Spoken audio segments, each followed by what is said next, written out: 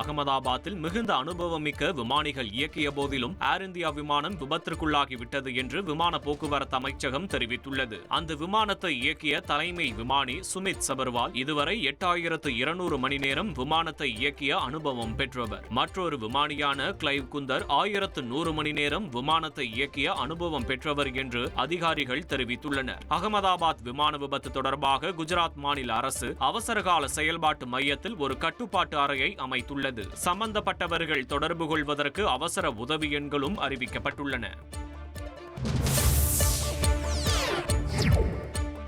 விமான விபத்தில் இறந்தவர்களை அடையாளம் காண்பதற்காக அவர்களுடைய உறவினர்களின் DNA மாதிரிகளை சேகரிக்க ஏற்பாடுகள் செய்யப்பட்டுள்ளதாக குஜராத் சுகாதாரத்துறை செயலர் தனஞ்சய் திவேதி தெரிவித்துள்ளார். விமான விபத்தில் உயிரிழந்தவர்களின் உடல்கள் சிதைந்து காணப்படுவதால் அவர்களை அடையாளம் காண்பதில் சிக்கல் ஏற்பட்டுள்ளது. எனவே இறந்தவர்களை அவர்களின் உறவினர்களின் DNA மூலம் அடையாளம் காண்பதற்கு அகமதாபாத் சிவில் மருத்துவமனையில் ஏற்பாடுகள் செய்யப்பட்டுள்ளன. இந்த விபத்தில் காயமடைந்த 50 பேர் சிவில் மருத்துவமனையில் சிகிச்சை பெற்று வருவதாக சுகாதாரத்துறை செயலாளர் தனஞ்சய் திவேதி தெரிவித்துள்ளார்.